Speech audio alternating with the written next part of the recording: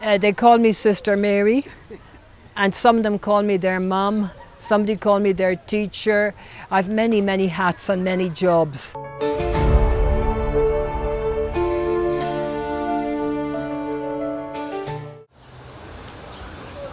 In Nairobi's Mukuru slum, Sister Mary Kileen is an iconic figure who has dedicated her entire life to serving the needy. She came to Kenya in the early 70s and Mukuru became her home. This is where Sister Mary Kileen spends most of her time trying to create educational opportunities for children. She is known for unwavering compassion and selflessness. I thought I'd be here for 2 years because they asked me to come for 2 years. And I wanted to go home after 2 years. Then I made up my mind just to settle and be happy. Very interesting, very fulfilling. And I like these people very much. I prefer them now to very high-class Kenyans. They're more sincere.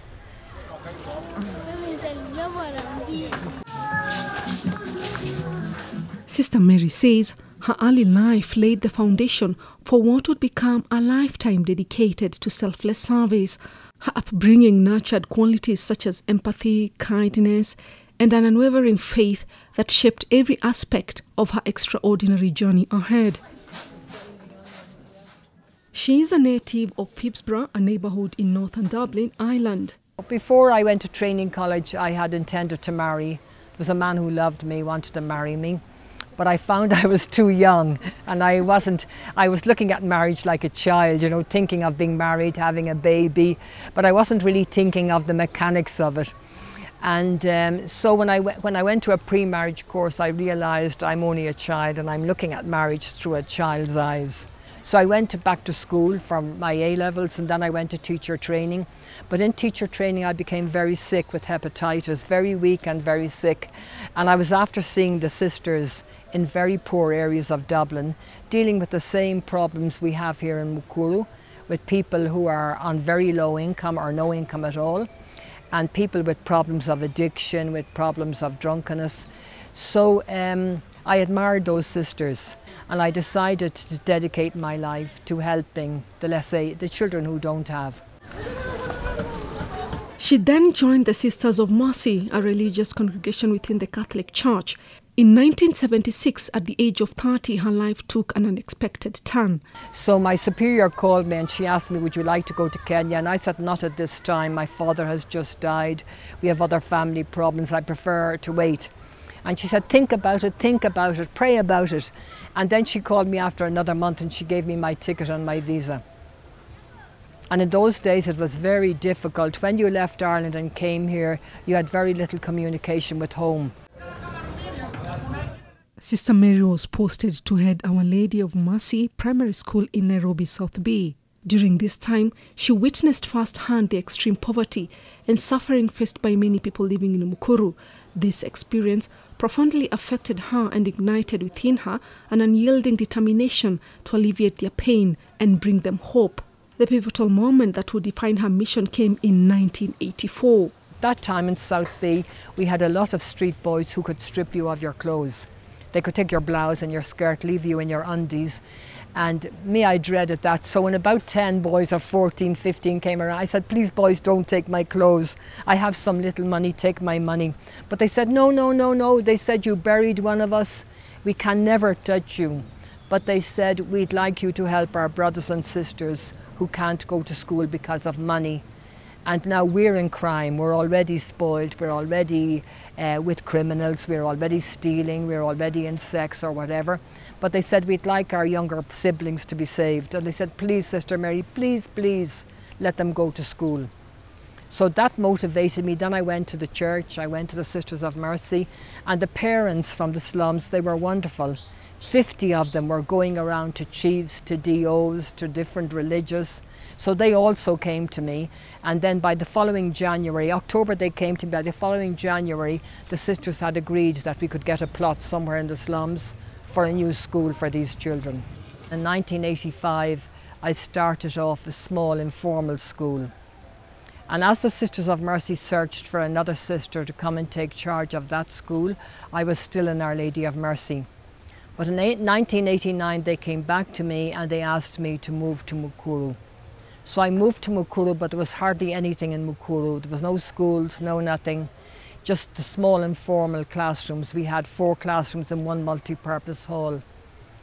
But now when I went to Mukuru, everything developed very fast. At that time I was very ignorant. I thought Kayabe here was the only village. I never knew about Commercial, Fuatanyayo, Maragawini, Kisi village, and the children were all in the same situation. At the time there were very high development fees and the parents couldn't afford the money, so they were out of school.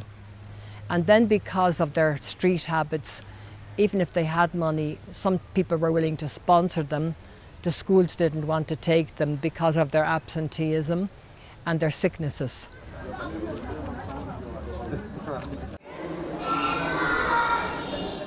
So I concentrated first of all on bringing the children to school. And we had established one school, Mukuru Primary. Then that one school became 6 schools, because the people from Lunga Lunga came looking for a school, the people from Ruben, the people from Kwajenga. Then when the authorities were willing to give a plot, I met with the authorities and then we began the school. So we ended up with 6 schools with 6,000 children. And then we had too much work. So we handed 2 of the schools. We gave Reuben Centre to the Irish Christian Brothers, and we gave Kwajenga, Our Lady of Nazareth, to the Marianist Brothers. So we continued with 4 schools. And those 4 schools now have 6,000 children again because of the demand for school. Sister Mary, I would say, in a nutshell, that she's a pillar of the Mukuru Promotion Center. She was a pioneer of the Mukuru schools, and she still works very hard. The children come from the surrounding slums, and some of them actually, even they are homeless. Others, their parents cannot afford even a meal, it's hard. Others, they have been moved out of the place because of the river. She has a program where they go and they get them, they come to school, they enroll them. Those who don't have clothes, they get clothes for them, they feed them, and they also make sure that they are learning well in school. She impacts heavily, even in academics.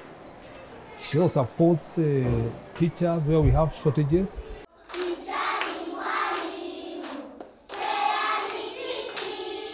During the holidays, the feeding program is there from Monday to Friday. And interestingly, they are not only these kids, it is all the surrounding kids. She doesn't discriminate whether they are from this school or whichever school, they all come. Sister Mary, I should say, she's like an oasis in a desert when it comes to Mukuru slums. And I don't know what would happen without Sister Mary. Sometimes back, she was called back within 1 year. The project was just read down because what the teachers whom she employed had just gone back until they had to call her to come back again, and then everything was restored. Our biggest impact has been in primary education, early childhood and primary education, because we started that in 1985. So we have past pupils who are very, very successful. We've past pupils who have gone abroad. We've past pupils who are doctors, who are teachers, who are nurses, and many, many who are drivers. We taught many driving. So when you go in town, if I go in town now, I'll meet many past pupils offering me a lift back. So and at the airport, if I go to the airport, I see so many taxi drivers are my past pupils. It's very fulfilling for me.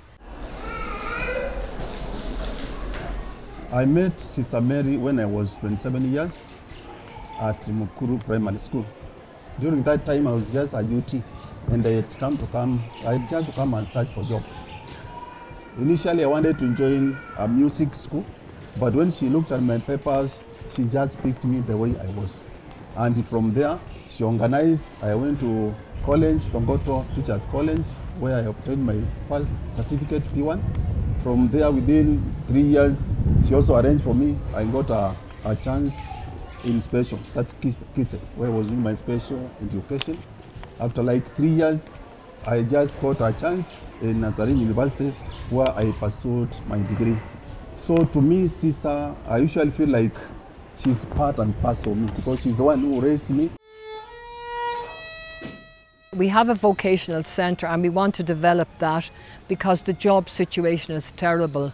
So in the vocational centre we train people in catering, in hairdressing, plumbing, masonry, carpentry and other computer, other dressmaking, so many trainings. My biggest happiness is to see people working that didn't have a chance to go to school, that didn't have a chance to be trained. When I go in a hotel and my own student is serving me, you've no idea how happy I feel. If I go in town now to a small, maybe I go to Ambassador, have a cup of coffee, I find 2 of my students there. I go to Tulip, another hotel, I find 2 of my students there.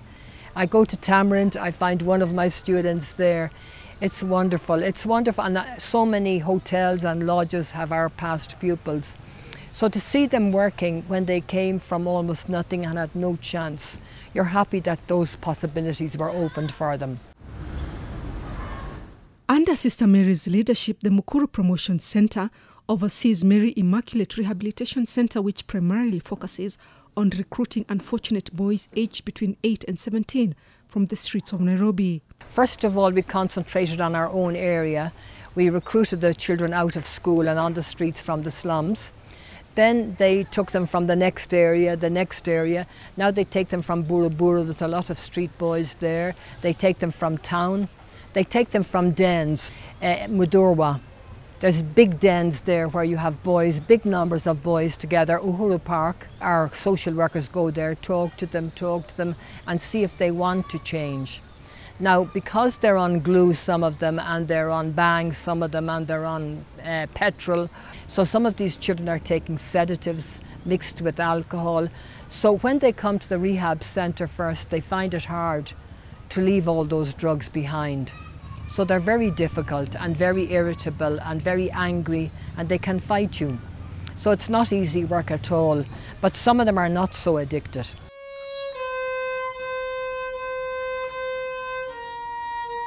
Through art and music, many of them can express, explore and heal some of their past trauma in order to prosper and grow. Working with drama is very, very good for these boys because it gives them an outlet for the trauma they've gone through. So you ask them a happy day in their life, very often they'll just draw a Kenyan, giving them an apple, giving them a mango. And you ask them to draw a sad day, very often they'll draw a police slapping them, or they'll draw their father kicking them, or they'll draw something horrific. But it's very healthy for them when they draw what happened and it's on the paper and it's out of their head. It somehow gives them a relief. Now they can talk about it. So we find the church is very helpful to them. The priests come and visit them, other churches that they belong to. Different small Christian communities come and mentor them. So it's very good for them to be included in the community. These children are more talented, so he draws it from his own head. So he's more creative. So you find some of our boys from streets have become quite well-known artists, and they have their own studios and they have their own students and their own cooperatives. Usually our visitors come and buy it, and some of our visitors order it. They order different pictures to be done. My name is James Kamau. I'm 21 years old. I came here when I was 8 years old, and I was one of the luckiest boys to be recruited in the year 2012. I was found in the streets of Mtindwa, and I saw a man with a white lady and decided to approach them to ask them for money. And to my surprise, they asked me a question if I wanted to change my life and study, and I didn't hesitate. I accepted the offer. And that's when I was brought in Mary Immaculate Rehabilitation Centre. After 1 year of transformation, I was taken to primary school. I managed 402 marks in my class 8. Then went to a secondary school, one of the prestigious ones in the country, Mangu High School. And then I managed a B, Then I was taken to Muranga University, where I'm currently studying computer science.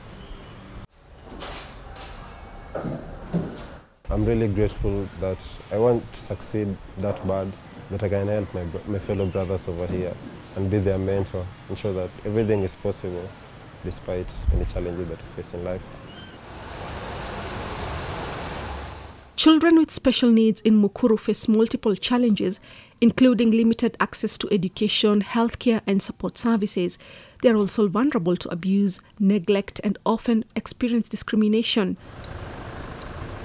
When Sister Mary realized that children with special needs were suffering in silence, she opened a daycare center known as Songambele na Masomo. So this centre, we began it in 2008.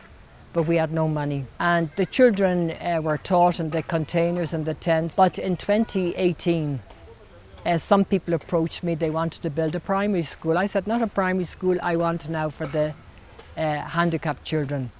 So that centre was built during COVID. At the moment we have 104 children here, and they come in the morning at 8 o'clock and they go home by 4. And it's wonderful because before they were here, their mothers had to lock them in the house while they went out to search for work. Now the mother can drop them at the centre. She can go and do her work because she needs to work to survive. And then she can come and collect them in the evening. The advantage of having a day centre is the child is with the family and they don't get disconnected from the family. And for us here, it's very fulfilling. You see these children when they come first. Some of them can't walk, can't talk, have very little, they seem to have very little cognition. But actually deep inside their head, they're very intelligent, but they can't communicate. So it takes time. So when they have physiotherapy and they begin to learn to walk, somehow that seems to improve them a lot. Once they can walk, it seems to help them an awful lot. And then we try to do speech therapy, try to take them to class to learn.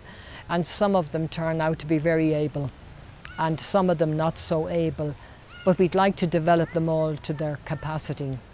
Now it's a very expensive program because you have to pay teachers, you have to pay carers, you have to pay physiotherapists, occupational therapists, and the parents don't have the means. And the centre was built by a small Irish NGO, Kenya Child Fund Ireland. And they collected the money. 2 of the board members were head teachers. One husband was an accountant and one husband was a contractor. And because of the 2 head teacher wives, they were able to collect money from schools. And because of the accountant and the contractor, they were able to collect money from their colleagues and from their clients. So this wonderful centre got built, and this centre is a godsend. But in Nairobi we don't have services, many services for children living with handicaps. It's one of the poorest counties in services. We hope that that will improve. This centre, it survives on donations. And local Kenyans, the local small Christian communities from different churches, they come and support us. And a lot of our local businesses. And most of the food here for the children is donated locally. And for that we're very, very grateful. The Mukuru Promotion Centre under the Sisters of Mercy runs several other essential programs, such as St. Catherine Clinic, where community members pay 40 shillings for medical services. In 2015, during Pope Francis' historic visit, Sister Mary represented Nairobi slums and addressed the pontiff. No, it was wonderful for us to meet Pope Francis. You know, a very important person like that wanting to come to slums, wanting to be with the poor, that's very unusual. You know, usually important people want to meet other important people, business people, people of note, parliamentarians, presidents. Now to have a Pope coming and his whole desire is to meet the poor, that was extraordinary, and it was very life-giving and fulfilling for us. And he couldn't come to Mukuru because of the crowding and the logistics, so we were brought to Kangemi. My job is just a job, he said. I'm fulfilling a mission, I'm doing a job, but your job to work with the poor is the most important work of the church. And he said, please continue, bring your sisters on board. And we had brought some of the children from here, and he blessed them. And for their parents it was very moving, because these children are usually disregarded. And just for the Pope to feel them, bless them, it was wonderful for their parents. They didn't, some of the children don't understand, some of them did. We brought the street boys of that time with us. Now those street boys will never forget that occasion. Now they're all grown up now, gone to secondary or gone to work. Sister Mary donors are primarily Irish, from her siblings to large companies to the Irish embassy. Yeah, we see we're in a very precarious position because we're depending on donations. Now, sometimes people say there's no money and we can't get this, but you have to work very hard. These donors, we don't look on them as somebody giving us money. We look on them as a partner. The two of us has the same aim. We want to help this child who's handicapped, or the child from the slums, or the street boy. So we have the same aim. They have the money and we do the work. We have a lot of very good Kenyans. You know, I have past pupils from Our Lady of Mercy. Now some of them have come back after 45 years, after 48 years since I met them. And now one lady is giving us 10 or 12,000 shillings per month. Another family got together and collected 250,000 shillings because they remembered the education they got in Our Lady of Mercy, and they wanted other children to get the same. So you can find Kenyans will help when they know you're honest, when they know the need is very, very good, they will help. For the last 50 years, Sister Mary Kileen has been a ray of hope for many, including the destitute, the unemployed, the sick, and those abandoned by their families. Her life reflects the kind of church that Pope Francis was trying to build, one that shows mercy to all and offers practical help for the poorest and all those in need. Despite her successes, she still faced challenges. Last year, the government forcibly evicted people from areas near rivers, including Mukuru. The daycare center is just a few meters from the river. The government of Kenya is trying to make a space near the river. Now they come and say we're too close to the river, but when the center was built only a few years ago, we weren't so close to the river. But people on the other side, they put soil in the river, they put cement in the river, and they built right out into the river, pushing the river over on us. Now in the morning we can get an order that the building has to be knocked down because it's too close to the river. And our school, St. Michael's, it used to be more than 40 metres from the river. Now it's coming nearer the river because people are building in the river even now. The government they have moved all these people, all poor people. They moved them last year very cruelly with very little notice. Those people, they lost their house, they lost their business, they lost everything.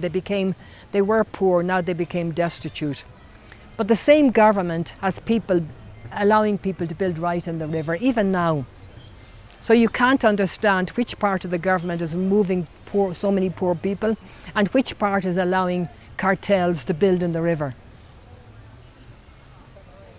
It's very hard for us to understand. We're hoping somebody will come and explain to us. And we were very upset when these youth that were demonstrating, when some of them were killed. And here in South B, some of them were taken up by police, disappearing. It's terrible. And you know, the bodies of some of those youth were found in Kwajenga in a quarry. So these things, they shouldn't happen in a civilized country, not anymore. We should know how to fight with words. We should know how to argue, but not to fight with guns or with violence. We should train our youth to be non-violent, but also the leaders need to be non-violent. When people are campaigning for election, it's very, very bad. Unfortunately, politicians have taken a habit of using slums as a big campaign site, and in their train, a lot of thieves came. So all these small shops where some of our parents are working, they were robbed. One lady was even killed because she didn't want to give up the money of the shop. So it's very, very sad that politicians use slums for votes. And they come here, you know, you never hear of people going to Westlands to campaign, or to Lavington to campaign, or to Karen. Where do they come? Mukuru, Kariobangi, wherever, and they come here and they make people poorer. I know it's not the politicians' fault, but still it's happening every time. They have to take responsibility and control their followers and the thieves that follow them. As she prepares to mark 50 years of community service, Sister Mary is hoping to inspire people from all walks of life. Her message is simple yet powerful. I just hope the Sisters of Mercy and other Kenyans will have a devotion to the poor. You know, you find some congregations that used to work with the poor long ago, now they said it wasn't sustainable and they've moved to run private schools or to run private clinics or whatever. Now, to get people to see that it's necessary to work with this 50% of people who don't have the means for those private schools, don't have the means to pay for their own health. It's trying to get people to see it is sustainable, because there'll always be partners to join with you, but you have to work very hard. This life looks hard, but it's very, very filling, and I don't know where I'll meet a person as happy as I am. You know, it's very fulfilling. It gives you a deep contentment, a deep happiness.